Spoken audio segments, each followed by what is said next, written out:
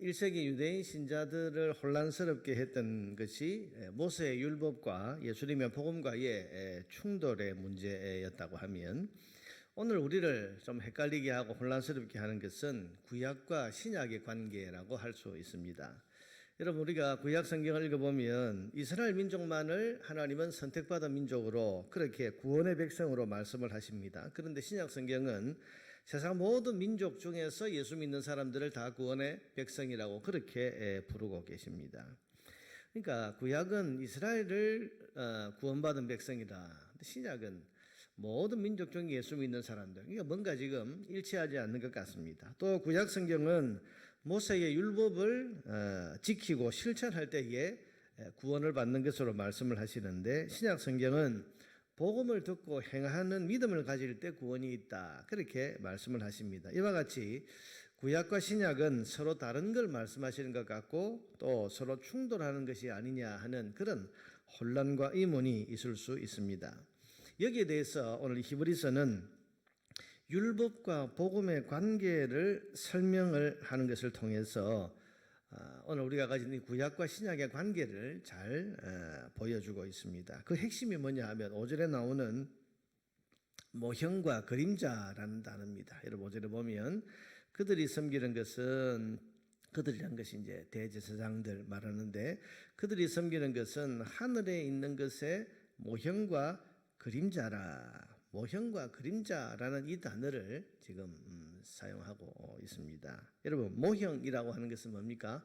실제 형상을 모방해서 만든 게 모형입니다. 그림자는 뭡니까? 그림자는 실제 형상의 윤곽을 이렇게 보여주는 게 그림자지요.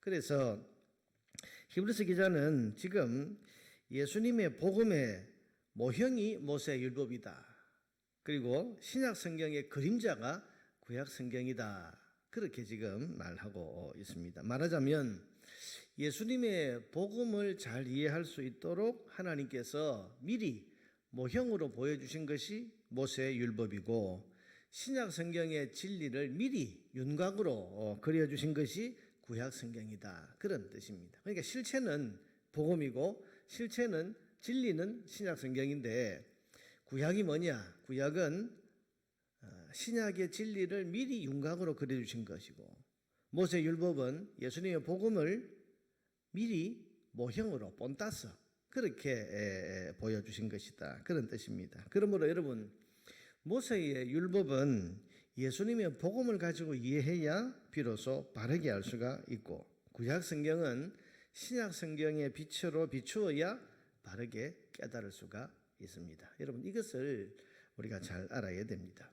이런 관점에서 보면, 여러분, 이 땅에 지금 이 유대인들이 믿고 따르고 있는 이 대제사장들은 하늘에 계신 진짜 대제사장이신 예수님의 모형에 불과하다는 것입니다. 여러분, 1절 2절에 그래서 이 말을 하고 있습니다. 지금 우리가 하는 말의 요점은 이러한 대제사장이 우리에게 있다는 것이라. 그는 하늘에서, 진짜 제사장은 어디에 계십니까? 하늘에 계시는 거죠. 지극히 크신 이의 보좌 우편에 앉으셨으니 성소와 참 장막, 여기 참 장막이라는 것은 진짜 하나님이 계신 그 곳, 거기서 섬기는 분, 그분은 바로 하늘에 계신 대제사장이시다. 이 장막은 주께서 세우신 것이요 사람이 세운 것이 아니라, 땅에서 사람이 만든 성막을 말하는 게 아니고 하늘에 있는 하나님이 세우신 장막, 하나님이 계신 곳, 거기에서 섬기는 분이 바로 대제사장, 진짜 대제사장 예수님이시다, 그런 말입니다.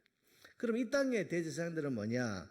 이 땅의 대제사장들은 땅에 세운 성막에서 봉사하는 사람들입니다. 그러나 진짜 대제사장이신 예수님은 하나님이 계신 진짜 성소인 하나님 보좌 우편에서 지금 앉아 일하고 계시다, 그렇게 말합니다. 그리고 이 땅에 세운 성막은 대제사장들이, 인간 대제사장들이 섬기고 있는 이 땅의 성막은 하늘에 있는 진짜 성소를 본딴 것에 불과하다. 그래서 5절에 보니까 그들이 섬기는 것은 하늘에 있는 것의 모형과 그림자라. 모세가 장막을 지으려 할 때에 지시하심을 얻음과 같으니 이르시되 삼가 모든 것을 산에서 네게 보이던 본을 따라 지어라 하셨느니라. 여러분, 이게 출애굽기에 보면 성막을 지을 때 하나님께서 모세에게 어떻게 지으라고 하셨습니까? 산에서 미리 설계도를 보여주셨습니다. 그리고 보여주신 다음에 너 산에서 내가 보여준 그대로 산 아래 내려가서 장막을 지어라. 그렇게 말씀하셨거든요. 출애굽기에 보면. 지금 그걸 가지고 지금 히브리서 기자가 말하는 겁니다. 이 땅에 있는 장막은 하늘에서 하나님이 보여주신 그 장막을 본떠서 만든 것이다. 그렇게 지금 말합니다. 실제는 하늘에 있는 것입니다.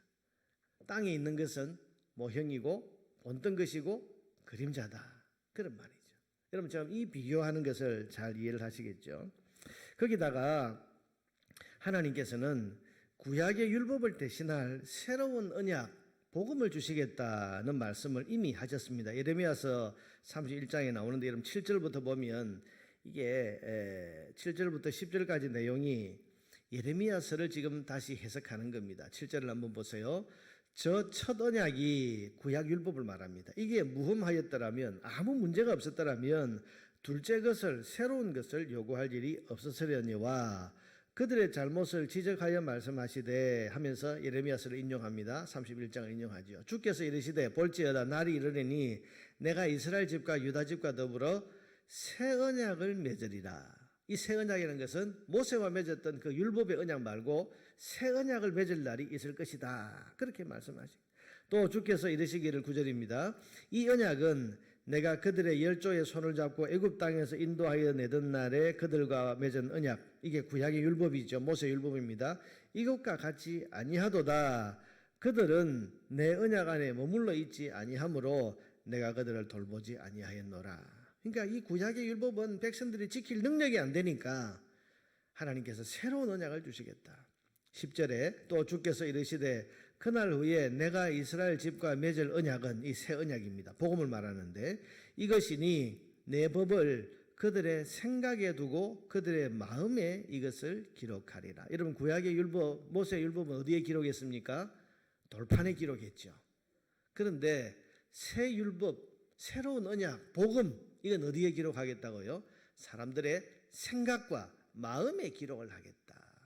그렇게 지금 말씀을 하십니다. 그러면서 나는 그들의 하나님이 되고 그들은 내 백성이 되리라. 그래서 이 새 언약을 마음에 새기고 생각에 새긴 사람들이 바로 하나님의 백성이 되고 내가 그들의 하나님 된다. 이렇게 하나님께서 예레미야서를 통해서 이미 새 언약인 복음을 주시겠다고 그렇게 말씀을 하신 것입니다. 그걸 지금 이야기를 하는 겁니다.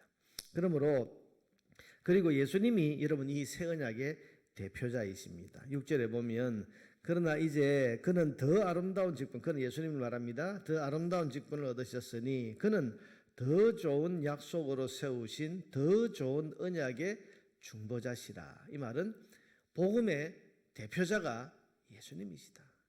구약 율법의 대표자가 모세라면 복음의 대표자는 예수님이시다. 그렇게 지금 설명하고 있는 겁니다. 그러므로 여러분 13절을 한번 보세요. 새 언약이라 말씀하셨음에 첫 것은 율법은 낡아지게 하신 것이니 낡아지고 쇠하는 것은 없어져 가는 것이니라. 구약 율법은 낡아진 것, 이제는 옛날 것, 없어져 가는 것, 그렇게 지금 표현하고 있습니다. 그러니 여러분 이제 우리는 낡아지는 율법을 따를 것이 아니고 새 언약인 예수님의 복음을 믿고 따르는 것이 옳은 일이다. 그렇게 지금 설명하고 있는 것입니다. 자, 여러분 이게 율법과 복음의 관계고 이게 구약 성경과 신약 성경의 관계를 이해하는 키가 되는 겁니다. 여러분 율법과 구약 성경은 복음과 신약 성경의 진리를 잘 이해할 수 있도록 하나님이 미리 주신 모형과 그림자입니다.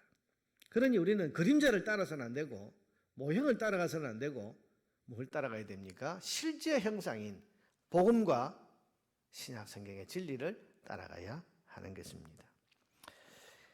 그러므로 여러분 우리가 구약 성경을 이렇게 엉뚱하게 이해하는 사람들이 있습니다. 구약 성경도 하나님 말씀인데 하나님 말씀을 따라야 된다. 그래서 안식일을 지키라고 하는 말씀이 그 계명이 구약에 나옵니다. 그래서 우리는 하나님이 말씀하셨으니까 토요일 안식일을 지금 우리가 여전히 지키는 게 바른 신앙이다. 여러분 안식교라든지 지금 하나님의 교회라든지 이런 그 이단들이 그렇게 가르치죠. 이게 여러분 복음과 율법의 관계를 잘 모르거나 이 구약과 신약의 관계를 이 히브리서가 가르쳐 준 대로 이해를 하지 못하면 이런 일이 벌어지는 겁니다. 왜 우리는 토요일 안식일을 안 지키느냐? 그래서 그건 거짓 교회다, 엉터리 교회다, 마귀 교회다 이렇게 하면서 그 이단들이 토요일 안식일을 지키는 것이 참 신앙인 것처럼 가르치는데 그게 아닙니다. 또 안식교 같은 데서는 여러분 레위기에 나오는 그 율법에 먹어도 되는 음식과 먹지 못하는 음식, 그래서 뭐 돼지고기는 먹지 말고 비늘 없는 생선은 먹지 말고 피는 뭐 먹어서는 안 되고 이렇게 음식을 분류해서 그 레위기에 나오는 음식의 분류대로 먹고 살아야, 그래야 이게 성경적으로 사는 거다, 참 신앙이다 이렇게 가르칩니다만은 이게 여러분 다 어이없고 어리석은 이야기입니다. 이 복음과 율법의 관계를 모르고 히브리서가 가르쳐주는 이 구약과 신약의 관계를 전혀 이해하지 못하는 사람들이 지금 왜곡시키는 거예요. 그림자를 붙잡는 사람들이고 모형을 붙들고 지금 살려고 하는 사람들이 바로 그런 이단들과 거짓 가르침을 가진 사람들이에요. 여러분 율법은 복음의 빛을 가지고 이해를 해야 되고 구약 성경은 신약 성경의 진리를 가지고 해석하고 적용을 해야 되는 겁니다. 그래서 구약에 나오는 많은 말씀들은, 율법은 신약의 진리, 예수님이 우리에게 가르치신 참 진리를 가지고 구약 성경을 해석을 해야 되는 겁니다. 그래야 바른 진리를 알 수 있고 또 바른 신앙을 우리가 소유할 수 있는 겁니다. 이것이 오늘 히브리서가 가르쳐주는 옳은 신앙과 바른 신앙인 것입니다. 사랑하는 여러분, 우리를 혼란하게 하는 잘못된 가르침에서 벗어나서 오직 예수 그리스도의 복음의 진리만을 믿고 따르시기를 바랍니다. 어리석은 헛된 교훈으로 참 신앙을 미혹하는 무리들이 지금 우리 주변에도 참 많이 있습니다. 제가 안식교를 믿는 사람들하고 예전에 좀 논쟁을 하고 또 안식교 신자들을 이렇게 성경을 가지고 토론을 할 때 그 이야기를 했어요. 나중에 골로새서 보면 그런 말씀이 나오고 그림자란 말씀이 거기 분명히 나오는데 그 성경 구절을 보여주면서 당신들은 왜 그림자를 붙들고 그렇게 살고 있냐? 이해를 잘 못하더라고요. 그래서 당신들 그럼 왜 지금 번제 드리고 뭐 화목제 드리고 짐승 잡아서 왜 제사 안 드리냐? 그거 예수님이 이루신 거 아닙니까? 안식일도 마찬가지다. 예수님이 이루신 거라고 골로새서에 나와 있는데 그림자를 붙들지 말고 실체를 붙들라고 제가 그렇게 이야기를 했죠. 자, 여러분 보세요. 지금도 이 구약과 신약의 관계를 오해하고 또 율법과 복음의 관계를 잘 모르는 사람들, 히브리서가 가르쳐주는 진리가 분명히 이렇게 있는데도 불구하고 이것을 잘 알지 못하거나 또 오해하는 사람들이 어리석은 교훈으로 참 신앙을 미혹하고 있는 이런 사회 속에 우리가 지금도 살아가고 있습니다.